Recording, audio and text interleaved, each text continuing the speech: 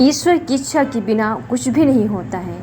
हम मनुष्य जीवन में अनेक बार ऐसी परिस्थितियों का सामना करते हैं जो हमारी समझ, हमारी योजना और हमारे नियंत्रण से परे होती है। जब कोई अपना सपना टूटता है, कोई रिश्ता बिखरता है, कोई प्रियजन की मृत्यु हो जाती है या जब हमें असफलता मिलती है, तब हम अक्सर निराश होकर सोचते हैं और यह कहते हैं, यह मेरे साथ ही क्यों हुआ।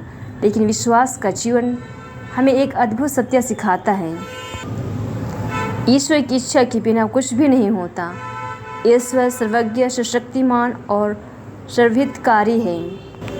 वह हमारे जीवन का निर्माता ही नहीं बल्कि हमारे हर क्षण का संरक्षक भी है। हमारे जीवन में जो कुछ भी होता है, सुख या दुख, लाभ या हानि, मिलन या वियोग, यह तो प्रभु की इच्छा से ही होता है या उसकी अनुमति से। और जो भी होता है हमारे अंतिम भले के लिए ही होता है, भले ही उस क्षण हमें समझ में नहीं आता है। हमारी मानव बुद्धि सीमित है, लेकिन ईश्वर की योजना असीम और पूर्ण है। जैसे एक चित्रकार जब कैनवास पर रंगों को बिखेरता है, देखने वाले को शुरुआत में समझ नहीं आता कि यह क्या बन रहा है, लेकिन जब चित्र पूरा होता है तब उसकी सुंदरता सामने आती है।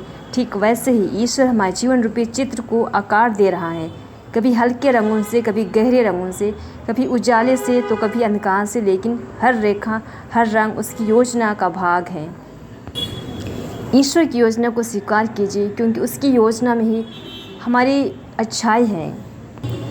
जब हम कहते हैं, हे प्रभु, जैसा तू चाहता है वैसा ही हो, तब हम अपने जीवन की बागडोर उसके हाथों में सौंपते हैं। यह मानते हैं और स्वीकार करते हैं कि हमें हमारी सोच से कहीं बेहतर दिशा ईश्वर देगा।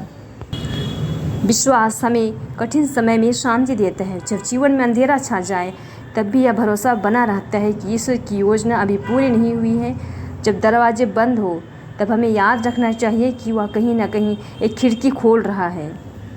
विपत्ति के समय हमें ईश्वर से यही प्रार्थना करनी चाहिए कि हे प्रभु, मैं नहीं जानता कि तू क्या कर रहा है, लेकिन मुझे विश्वास है कि जो कुछ भी होगा वह मेरे लिए अच्छा ही होगा। मुझे केवल आप पर विश्वास है।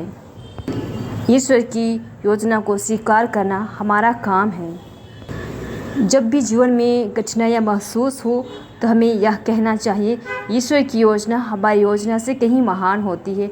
जो कुछ भी होता है वह अनंत भलाई के लिए होता है, भले ही वर्तमान में कष्टदायक लगे। इसलिए जीवन में जो भी घटे स्वीकार करें, आभार व्यक्त करें और ईश्वर की इच्छा में विश्वास करें, क्योंकि ईश्वर की इच्छा के बिना कुछ भी नहीं होता है। याद रखिए, यदि आज आप कठिनाइयों से गुजर रहे हैं तो यह अंत नहीं है, यह केवल एक पड़ाव है जहाँ ईश्वर आपको कुछ सिखा रहे हैं। हो सकता है अभी आपके लिए कुछ नई योजना बना रहा है, जिससे आपका भविष्य उज्जवल हो सके।